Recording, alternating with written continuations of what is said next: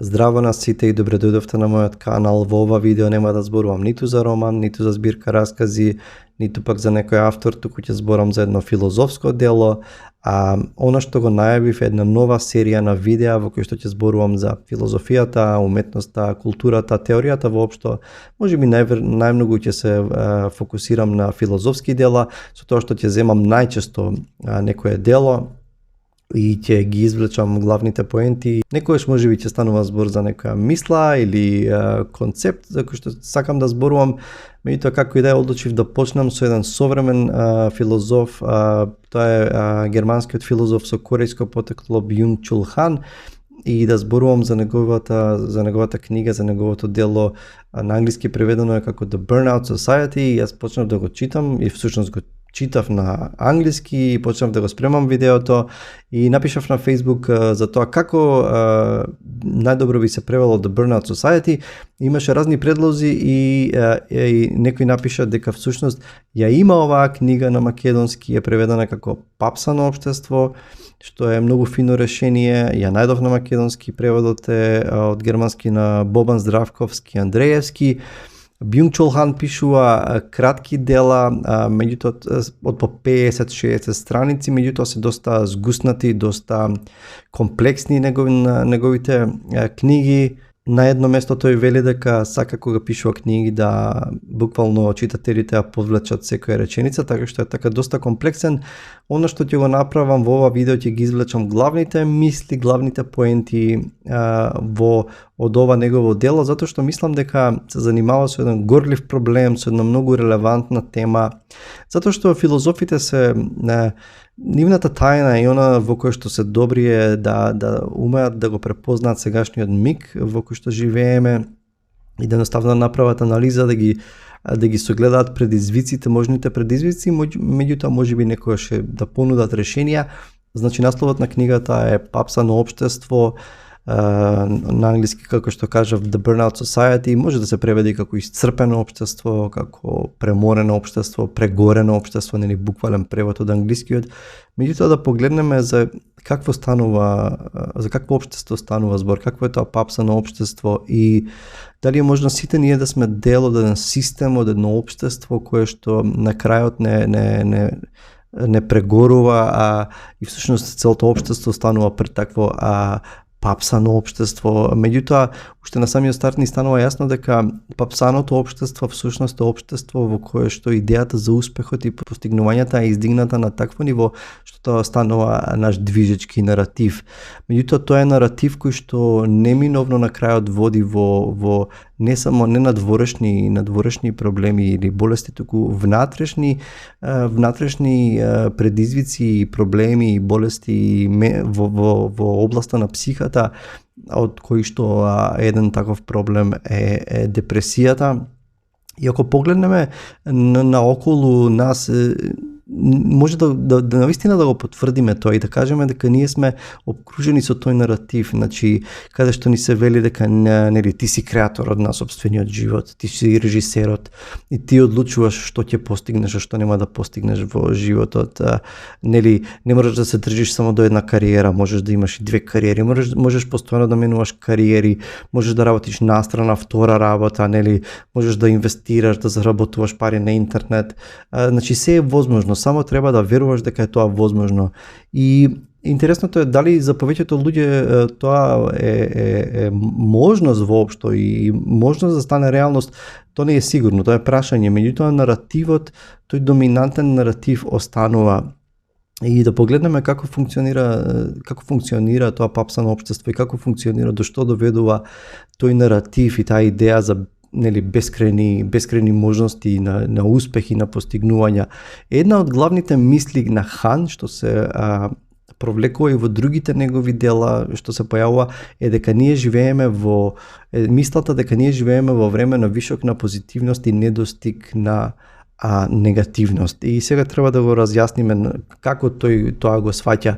Тој почнува со тоа што вели дека ние не живееме веќе во имунолошко доба, при што опасноста доаѓа од надвор, да речеме бактериите, или вирусите во едно вирално доба, нели ги имаме да речеме бактериите и вирусите во таа смисла како негативност, како негативитет, како другост, како нешто што доаѓа, што ни е туѓо, што доаѓа однадвор, стои наспроти нас, меѓутоа сега нападот доаѓа однатре. Сега буквално тој го нарекува, сега доаѓа до внатрешен инфаркт на невролошко ниво како последица на вишокот на позитивитет.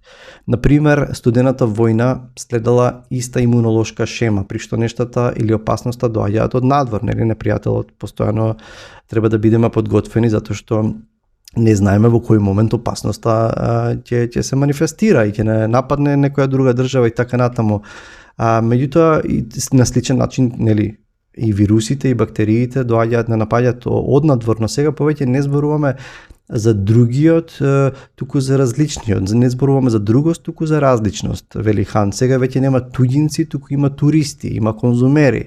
И дури и бегалците не се толку закана и опасност за нас, колку што ни се товар, нешто ни се бреме. Невролошките болести на 21. век ја следат диалектиката на позитивност наместо на негативност. И тој вели дека и затоа сега тоа се патолошки состојби што произлегуваат од вишокот на позитивност. Насилството на позитивноста всушност кој произлегува од прекумерното производство, прекумерното остварување, прекумерната комуникација не е повеќе вирално. Виролошкото насилство кое доаѓа од надвор не може да ги објасни невролошките болести како депресијата, АДХД или преголемиот преморот, буквално таа папсаност, таа исцрпеност, затоа што следи виролошката шема на внатре и надвор, јас и другиот, и предпоставува постојање, вели, на сингуларност или другост непријателски настроени спрема системот. Невролошкото насилство не произлегува од негативност туѓа на системот. Сега, според Хан, не живееме повеќе толку во време затоа што живееме всушност во време на вишок на преобилност на позитивност, на позитивитет, на остварување, на постигнување. Ние не сме веќе во фаза на мораш, туку сме во фаза на или треба, туку сме во фаза на можеш. Значи се е возможно сега.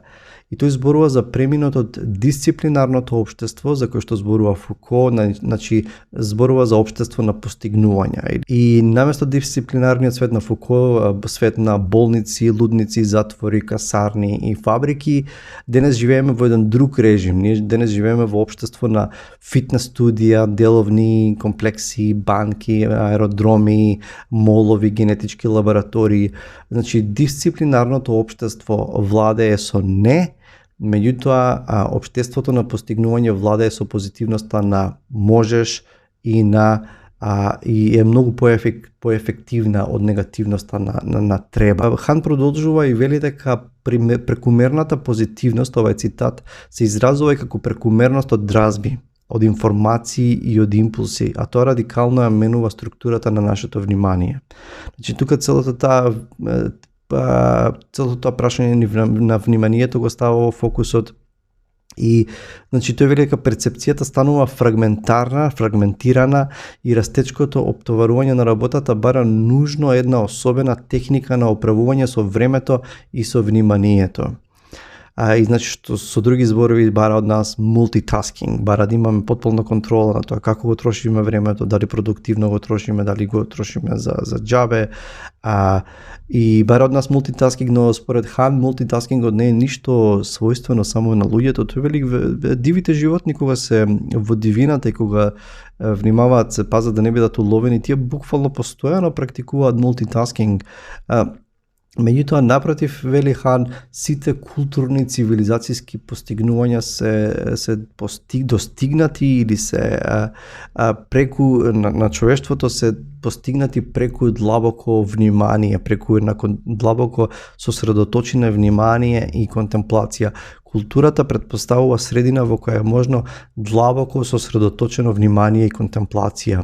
И тој вели дека всушност изборува понатаму и исто и за досадата, дека всушност и досадата, таа неактивност е момент каде што не мора постојано да скокаме од активност до активност, или да бидеме изложени на милиони информации кои што постојано доаѓаат до нас. Туку во тоа исклучување, во таа неактивност, во таа досада, барем историски тој вели дека таму на тоа место се раѓале сите креативни идеи кои што всушност вределе нешто. Реакцијата на голиот и радикално минлив живот е хиперактивност, хистерија на работата и производството. Денешната забрзаност е поврзана со таквиот недостаток на битие и трудовото и продуктивно општество не е никакво слободно општество. Тоа само создава нови и нови принуди. Значи сега сме во тој наратив, во таа идеја дека ние мора да бидеме продуктивни, да успееме, дека не постои ништо што може да не спречи. Ние сега не мора некој од надвор, не мора системот, не мора државата да не или работодавачот да не експлоатира, да не форсира, да не насила едноставно да го експлоатира нашиот труд, туку сега ние самите себе си се експлоатираме, самите себе си сме си надзорници кои што се форсираат себе си да произведуваат уште, да бидат успешни, да креираат одредена јавна персона но како што тој го нарекува, но хипер вниманието и хиперактивноста на крајот од краиштата не прават пасивни. Имаме чувство дека остваруваме, меѓутоа тоа е остварување без да се промислат нештата. И еве еден цитат, еден вистински обрт кон другото, наспроти нас, ја представува негативноста на прекинот. И ова е според мене исто така нешто многу важно. Само со посредство на негативноста, на задржувањето во себе, дејствувачкиот субјект може да го прекине сиот простор на контингенцијата, кој што се измолкнува од една чиста гола активност. Што сака да каже со тоа? Во сета хиперактивност ние во таа наша хиперактивност и хипервнимание, постојаното изложување на безброј информации и дразби, ние губиме способноста за без. И днината се скусува на продолжена сегашност. Нејзи недостасува негативноста која би дозволила да има поглед на другото.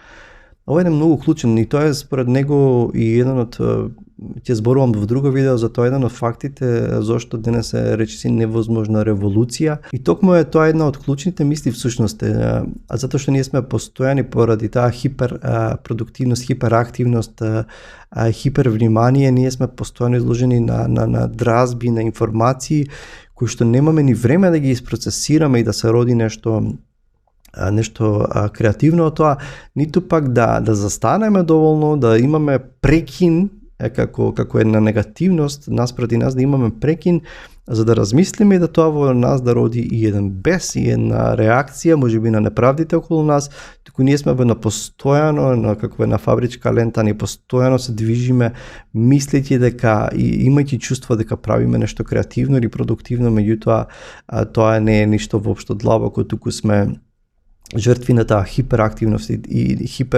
хипервнимание.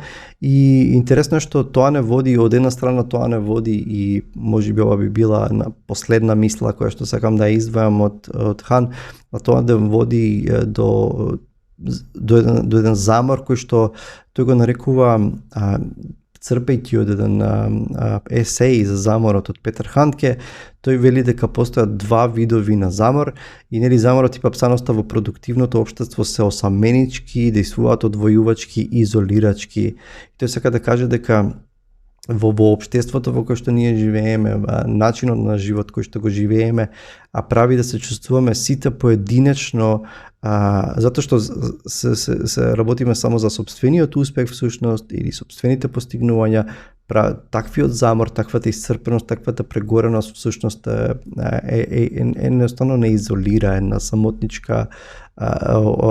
самотнички замор и премор, додека пак кога заедно работиме на одредена цел, кога заеднички имаме некаков идеал и се трудиме да го оствариме, тој ја поставува тој замор како еден, ајде да речем, супериорен замор во однос на личниот замор. Тоа се некои од основните мисли на Бјунг-Чул Хан, буквално за секој од овие поглавја, за секој од овие главни идеи, да речам, би можело да се зборува, да се направи посебно видео, не само посебно видео, тоа цело посебен серијал на видеа. Меѓутоа нема да зборувам повеќе, ќе се навратам сигурно во некој од наредните видеа на Хан, меѓутоа сакав да ги поставам како една негова анализа, како негово едно согледување за моментот во кој што живееме, во кој што некои од овие работи можеби биле и во претходните децении и во претходни други моменти или културни моменти, какви да моменти да се, меѓутоа сепак мислам дека ова е еден момент кој што го живееме, па буквално би рекол дури во последниве неколку години. А се што е актуелно, се што е релевантно, треба да го промислуваме, треба да сватиме, едноставно да сопреме некогаш и да се подразмислиме дали сме ние жртви дали живееме во постојана хиперактивност и внимание кои што всушност не доносат ништо креативно и продуктивно, мислејќи дека работиме на големи постигнувања или на голем успех, а всушност само сме жртви на системот и веројатно некој од следните видеа ќе зборувам за неговата идеја за дигиталниот паноптикон, меѓутоа ве оставам со овие главни мисли, идеи кои што ги наоѓаме во Папсано општество од Бјунг-Чул Хан. Се надевам дека овие видеа ќе не поттикнат на размислување, на поставување прашања, на процесирање, на потрага по одговори, кои што на крајот нема да останат само теорија, туку ќе не поттикнат едноставно да направиме нешто во врска со тоа.